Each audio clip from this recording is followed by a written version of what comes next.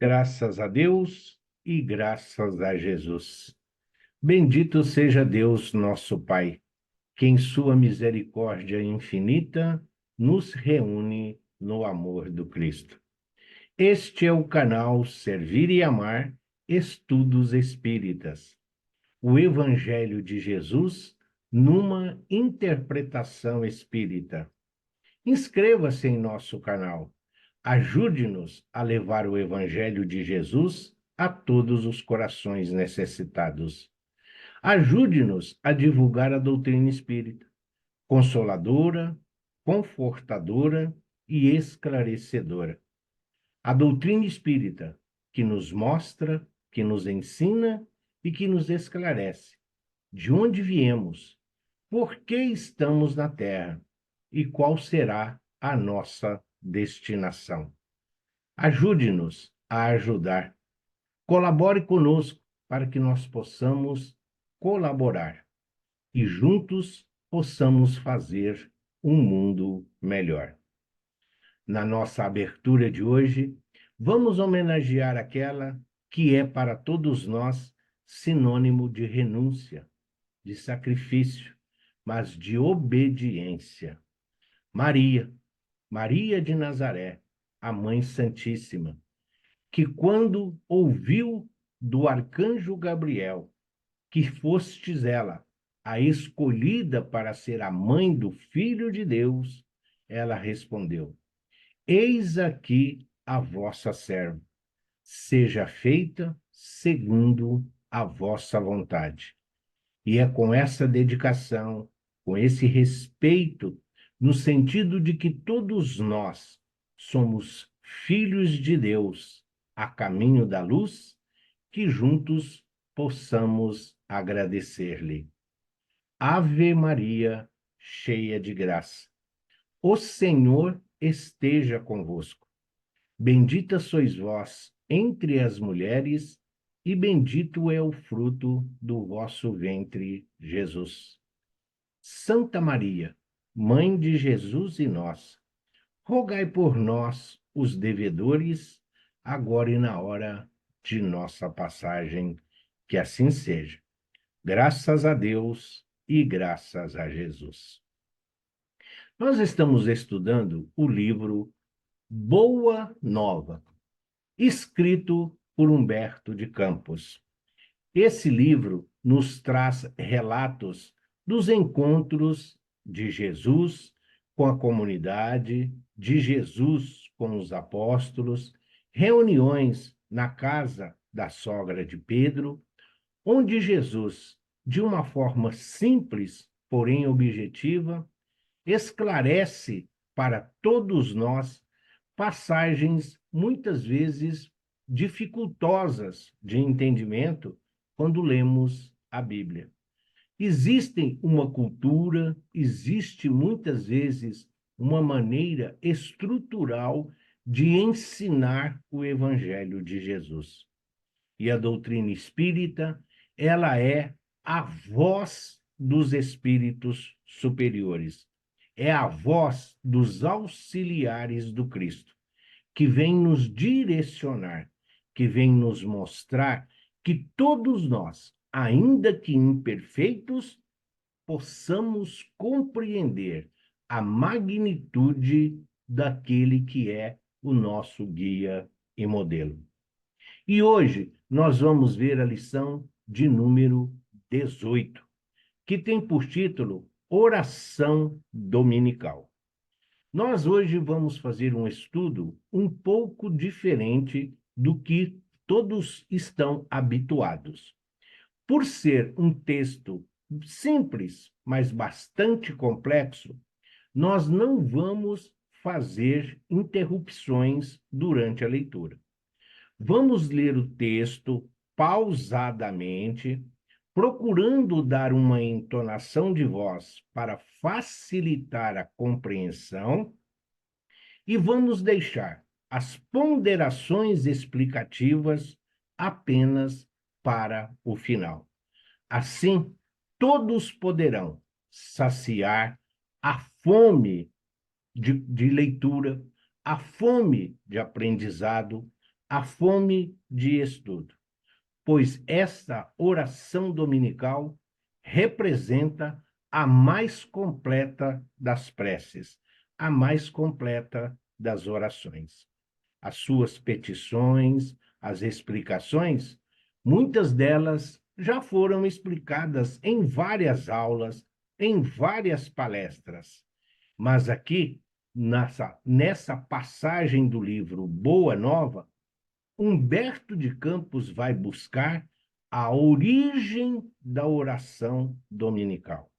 Ele vai buscar como surgiu e por que Jesus propôs a todos nós a oração do Pai Nosso, quando nós nos dirigirmos ao nosso Criador, ao Todo-Poderoso. Então, como é o início, como é a origem, por isso nós não vamos fazer interrupções, para facilitar a compreensão. Oração dominical. Curada pelo Mestre Divino, a sogra de Simão Pedro ficara maravilhada com os poderes ocultos do Nazareno humilde que falava em nome de Deus, enlaçando os corações com a sua fé profunda e ardente. Restabelecida em sua saúde, passou a reflexionar mais atentamente acerca do Pai que está nos céus, sempre pronto a atender às súplicas dos filhos. Chamando certo dia o genro para um exame detido do assunto, consultou-o sobre a possibilidade de pedirem a Jesus favores excepcionais para a sua família. Lembrava-lhe as circunstâncias de ser o mestre um emissário poderoso do reino de Deus, que parecia muito próximo. Concitava-o a ponderar ao Messias que eles eram dos seus primeiros colaboradores sinceros e a enumerar-lhe as necessidades prementes da família, a exiguidade do dinheiro, o peso dos serviços domésticos, a casa pobre de recursos, situação a que imensas possibilidades de Jesus, cheio de poderes prodigiosos, seriam capazes de remediar. O pescador simples e generoso, tentado em seus sentimentos humanos, examinou aquelas observações destinada a lhe abrir os olhos com referência ao futuro. Entretanto, refletiu que Jesus era e nunca desprezava qualquer ensejo de bem ensinar, o que era realmente proveitoso aos discípulos. Acaso não saberia ele o melhor caminho? Não viam em sua presença alguma coisa da própria presença de Deus? Guardando, contudo, indeciso o espírito em face das ponderações familiares, buscou uma oportunidade de falar com o Messias acerca do assunto. Chegada que foi a ocasião, o apóstolo procurou provocar muito de leve a solução do problema, perguntando a Jesus com a sua sinceridade ingênua: Mestre, será que Deus nos ouve todas as orações? Como não, Pedro? Respondeu Jesus solicitamente.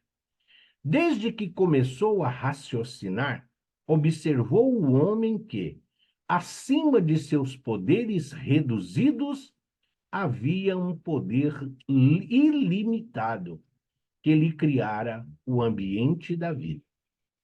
Todas as criaturas nascem com tendência para o mais alto e experimentam a necessidade de comungar com esse plano elevado, donde o Pai nos acompanha com o seu amor, todo justiça e sabedoria, onde as preces dos homens o procuram sob nomes diversos. Acreditaria, Simão, que em todos os séculos da vida humana recorreriam as almas incessantemente a uma porta silenciosa e inflexível, se nenhum resultado obtivessem? Não tenhas dúvidas, todas as nossas orações são ouvidas. No entanto, exclamou respeitoso o discípulo, se Deus ouve as súplicas de todos os seres, por que tamanhas diferenças na sorte? Por que razão sou obrigado a pescar para prover a subsistência, quando Levi ganha um bom salário no serviço dos impostos, com sabedoria dos livros? Como explicar que Joana disponha de servas numerosas, quando minha mulher é obrigada a plantar e cuidar da nossa horta? Jesus ouviu atento essas suas palavras e retrucou: Pedro, precisamos não esquecer que o mundo pertence a Deus e que todos somos seus servidores. Os trabalhos variam conforme a capacidade do nosso esforço. Hoje pescas, amanhã pregarás a palavra divina do Evangelho. Todo trabalho honesto é de Deus. Quem escreve com a sabedoria dos pergaminhos não é maior do que aquele que traça a leira laboriosa e fértil com a sabedoria da terra. O escriba sincero que cuida dos dispositivos da lei é irmão do lavrador bem-intencionado que cuida do sustento da vida. Um cultiva as flores do pensamento, outros as do trigal que o Pai protege e abençoa. Achas que uma casa estaria completa sem as mãos abnegadas que lhe varrem os detritos? Se todos os filhos de Deus se dispusessem a cobrar impostos, quem os pagaria? Vês, portanto, que antes de qualquer consideração é preciso santificar todo o trabalho útil, como quem sabe que o mundo é morada de Deus. Já pensastes que se tua esposa cuida das plantas de tua horta, Joana de Cusa educa as suas servas? A qual das duas cabe responsabilidade maior?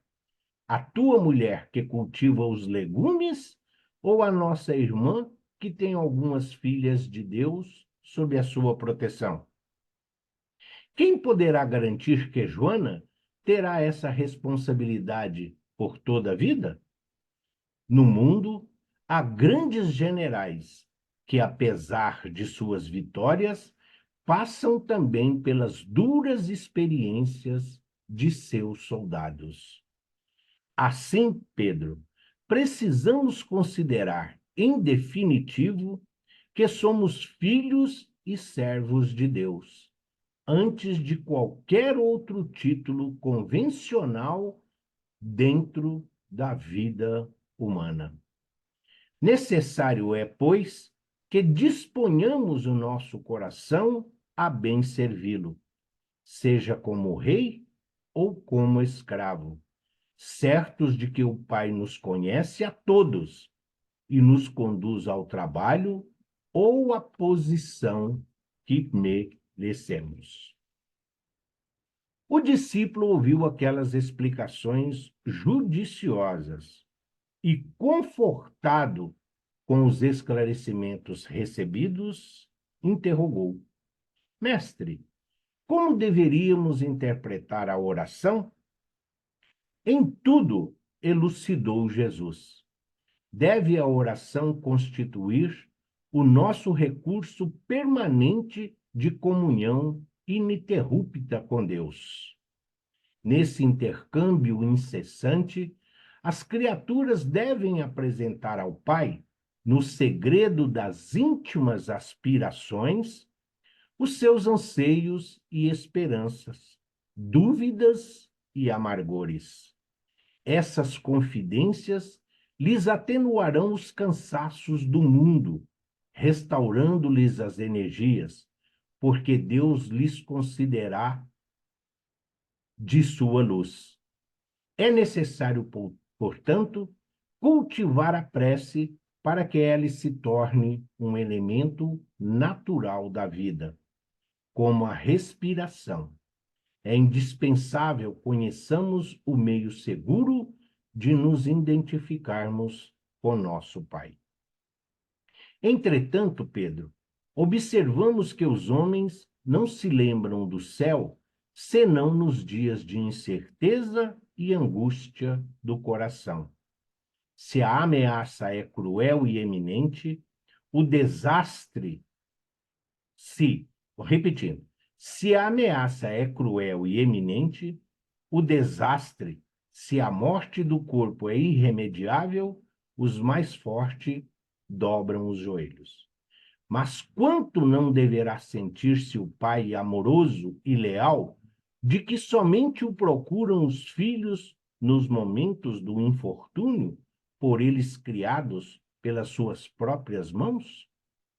Em face do relaxamento dessas relações sagradas por parte dos homens, indiferentes ao carinho paternal da providência, que tudo lhe concede de útil e agradável, improficuamente desejará o filho uma solução imediata para suas necessidades e problemas, sem remediar ao longo afastamento em que se conservou do pai no percurso, postergando-lhe os desígnios respeito às suas questões íntimas e profundas. Simão Pedro ouvia o mestre com uma compreensão nova. Não podia aprender a amplitude daqueles conceitos que transcendiam o âmbito da educação que recebera, mas procurava perceber o alcance daquelas elucidações, a fim de cultivar um intercâmbio perfeito com o Pai sábio e amoroso, cuja assistência generosa Jesus revelara dentro da luz dos seus divinos ensinamentos. Decorridos alguns dias, estando o mestre a ensinar aos companheiros uma nova lição referente ao impulso natural da prece, Simão lhe observou: Senhor, tenho procurado por todos os modos manter inalterável a minha comunhão com Deus, mas não tenho alcançado o objetivo de minhas súplicas. E o que tens pedido a Deus? Interrogou o mestre sem se perturbar. Tenho implorado a sua bondade, que aplane os meus caminhos com uma solução de certos problemas materiais. Jesus contemplou longamente o discípulo como se examinasse a fragilidade dos elementos intelectuais de que podia dispor para a realização da obra evangélica. Contudo, evidenciando mais uma vez o seu profundo amor e boa vontade, esclareceu com brandura e convicção: Pedro, enquanto orares pedindo ao Pai a satisfação de teus desejos e caprichos, é possível que te retires da prece inquieto e desalentado. Mas sempre que solicitares as bênçãos de Deus, a fim de compreenderes a sua vontade justa e sábia, a teu, Mas sempre que solicitares as bênçãos de Deus, a fim de compreenderes a sua vontade justa e sábia a teu respeito, receberás pela oração os bens divinos do consolo e da paz. O apóstolo guardou silêncio, demonstrando haver, afinal, compreendido. Um dos filhos de Alfeu, porém, reconhecendo que o assunto interessava sobremaneira a pequena comunidade ali reunida, adiantou-se para Jesus, pedindo: Senhor, ensina-nos a orar. Dispondo-os então em círculo, e como se mergulhasse o pensamento num invisível oceano de luz, o Messias pronunciou pela primeira vez a oração que legaria à humanidade. Elevando seu espírito magnânimo ao Pai Celestial e colocando seu amor acima de todas as coisas, exclamou: Pai nosso que estais nos céus, santificado seja o teu nome. E ponderando que a redenção da criatura nunca se poderá efetuar sem a misericórdia do Criador, considerada a imensa bagagem das imperfeições humanas, continuou: Venha a nós o teu reino, dando a entender que a vontade de Deus, amorosa e justa, deve cumprir-se em todas as circunstâncias. Acrescentou: Seja feita a tua vontade, assim na terra como nos céus. Esclarecendo que todas as possibilidades de saúde, trabalho e experiência chegam invariavelmente para os homens da fonte sagrada da proteção divina. Prosseguiu: O pão nosso de cada dia dá-nos hoje, mostrando que as criaturas estão sempre sob a ação da lei de compreensões que cada uma precisa desvencilhar-se das penosas algemas do passado obscuro pela exemplificação sublime do amor. Acentuou: Perdoa-nos as nossas dívidas, assim como nós perdoamos aos nossos devedores.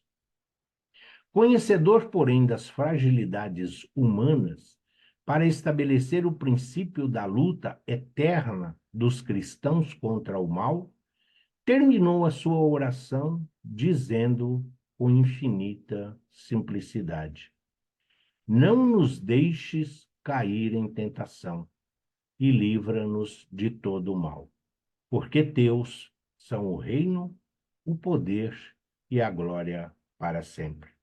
Que assim seja. Levi, o mais intelectual dos discípulos, tomou nota das sagradas palavras, para que a prece do Senhor fosse guardada em todos, fosse guardada em seus corações humildes e simples. A rogativa de Jesus continua, em síntese, com todo o programa de esforço e edificação do cristianismo nascente. Desde aquele dia memorável, a oração singela de Jesus se espalhou, como um perfume dos céus, pelo mundo inteiro. Sim, aí está a origem do Pai Nosso. Aí está a oração dominical. Dominical quer dizer do Senhor, em referência ao latim, dia do Senhor. Então, é uma oração dedicada ao Senhor. Quem é o Senhor? Deus, o Todo-Poderoso, o Criador de todas as coisas. Não é uma oração de domingo, como muitas vezes se associa. Começa como? Com a sogra de Pedro, que representa todas as fragilidades de nós enquanto seres humanos. Por fazermos uso da nossa fé, por exercitarmos a nossa fé, por hoje nós nos dedicarmos algumas horas do nosso dia ao Evangelho, às preces, às orações, muitas vezes nós nos sentimos privilegiados. E a sogra de Pedro exatamente dizendo a ele que, sendo Jesus guia e modelo, que sendo Jesus o Filho de Deus, ele poderia sim perfeitamente resolver algumas situações materiais que os afligiam. Afinal, eles eram os amigos mais próximos de Jesus. Não era na casa dela que Jesus reunia a comunidade todos os dias no final da tarde? Quantos de nós não nos sentimos esse privilégio? Quantos de nós, por conhecermos o Evangelho, por ir à missa, ao culto, assistir palestra, sermos voluntários, sejam como médium ou como os trabalhadores comuns nas casas espíritas, nós sentimos como se estivéssemos garantindo um lugar no céu ou no nosso lar, como muitos apregoam. Pedro, por outro lado, representa a fragilidade humana. Ele se deixa influenciar pelas palavras da sogra. Ele se deixa contaminar pelas palavras, pelas necessidades, pelos anseios que ela almejava, esquecendo-se de si, ao mesmo tempo que mostra que sabia da vida dos outros. Reclama da sua condição de pescador, da luta diária, enquanto se refere a Levi como alguém que está atrás de uma mesa simplesmente recolhendo impostos. Fala a Jesus da sua esposa na luta e no trabalho na terra, para o sustento, a horta, para o alimento do corpo físico, enquanto que Joana de Cusa tem ali ao seu serviço, à sua disposição, muitas trabalhadoras. E Jesus mostra com muita delicadeza e até mesmo sutileza a importância de cada um de nós compreendermos a nossa utilidade, onde estivermos. Em momento algum, Jesus fala a Pedro que ele está errado. Ele está dizendo que Deus ouve todas as nossas preces, todos os nossos pedidos. Nós estamos sendo dignos para receber aquilo que estamos pedindo? Estamos com o coração puro e as mãos limpas? Como vamos pedir as coisas a Deus ainda com o coração com ódio, com inveja, com ciúme, cupidez, arrogância, preconceito? Se nós não temos a paciência e a tolerância para com aqueles nossos irmãos que ainda caminham em situações mais penosas do que a nossa, porque nós já temos um código de conduta, nós já conhecemos o manual de referência moral a que todos almejamos. O Cristo, mais uma vez, nosso guia e modelo, o mais perfeito dos espíritos que já viveu aqui entre nós. E Jesus, compreendendo toda a ignorância do pescador, as dificuldades com a letra, com a leitura, com o conhecimento, Jesus vai mostrando a Pedro, passo a passo, como Deus cuida de cada um de nós dentro das nossas necessidades. Sim, muitas vezes nós hoje nos referimos. Se todos recebêssemos a mesma quantidade de dinheiro e de bens materiais, daqui a uma semana estaríamos vivendo a mesma situação caótica de hoje. Porque, sim, o conhecimento, a administração não é igual para todos. Estamos todos em estágios diferentes, mas estamos no mesmo planeta. Então é preciso compreender e procurar fazer o melhor onde nós estivermos e com quem estivermos, porque Deus acompanha o passo de seus filhos dioturnamente. E para nós, Deus sempre quer o melhor. Não o que nós queremos, não o que nós estamos pedindo, mas o que nós necessitamos. Quando Jesus indaga a Pedro, o que você está pedindo a Deus?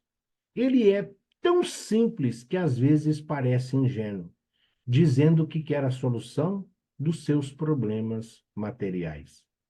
A lei do trabalho, a lei de conservação, a lei do progresso, que está aqui para todos nós e que a doutrina espírita nos mostra a necessidade desse conhecimento. É a oportunidade de reparação, é a oportunidade de reconciliação com a lei divina que um dia nós burlamos, transgredimos com as nossas imperfeições e muitas vezes prejudicamos a caminhada de irmãos e companheiros de jornada evolutiva. A nossa vida material, a inteligência, o raciocínio contínuo, a nossa disposição e boa vontade de fazer o melhor, onde e com quem estivermos, é isso que nos impulsiona nas conquistas terrenas e espirituais. Quando Jesus elucida, quando Jesus esclarece a Pedro que o Pai ouve e ouvir não significa fazer os caprichos, fazer a vontade dos filhos rebeldes, como se Deus fosse um serviçal à nossa disposição, como se Deus estivesse sempre pronto para nos servir. Isso se aplica à sociedade atual.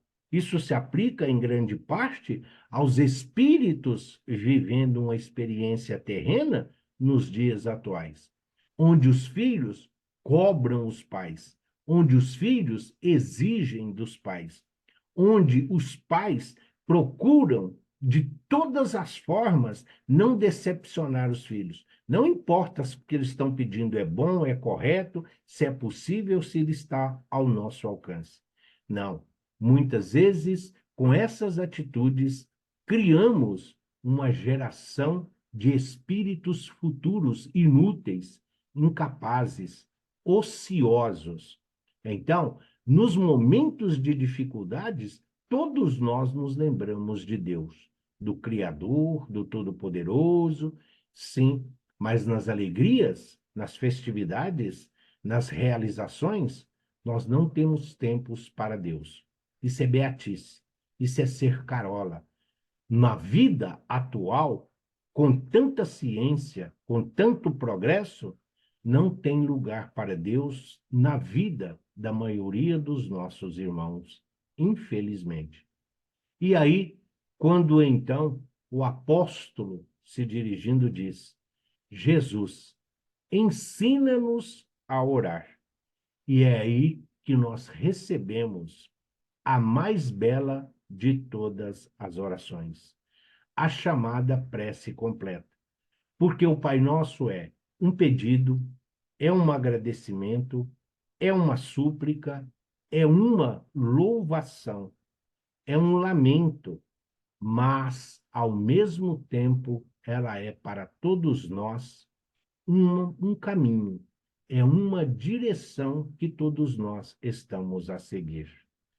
Pai nosso que estais nos céus, nas alturas, vendo todas as nossas necessidades e criando sempre as melhores condições para que nós, seus filhos amados, imperfeitos, mas a caminho da luz, possamos realizar com êxito o nosso planejamento reencarnatório.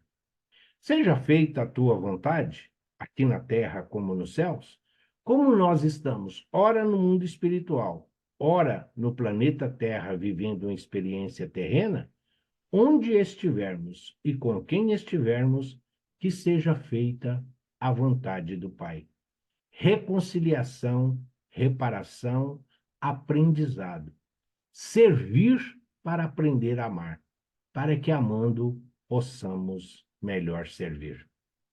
E livrando-nos das tentações, das nossas imperfeições, das nossas más tendências, dos prazeres e alegrias terrenos, que muitas vezes todos se voltam em detrimento do crescimento espiritual. Que a partir de hoje nós deixemos de pronunciar, deixamos de lado essa ideia mecânica e robótica de pronunciar o Pai Nosso. Olhemos com carinho a educação que Jesus nos deixou.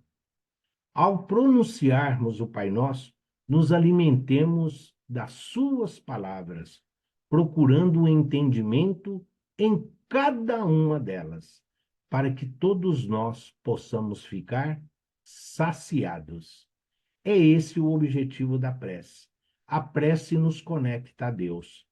A prece é a nossa ligação com o mundo espiritual. Se Deus ainda é algo distante para muitos de nós, a prece é a nossa conexão direta com o Cristo e com os seus abnegados e incansáveis servidores e auxiliares. Com a prece, nós estamos mostrando toda a nossa incapacidade e toda a nossa impotência para compreender as dificuldades, diferenças e divergências no mundo de provas e expiações. Mas a prece é sempre um acalento. A prece é sempre um refrigério. É a certeza de que Jesus é o nosso companheiro de hoje, de amanhã e sempre. Que assim seja. Graças a Deus e graças a Jesus.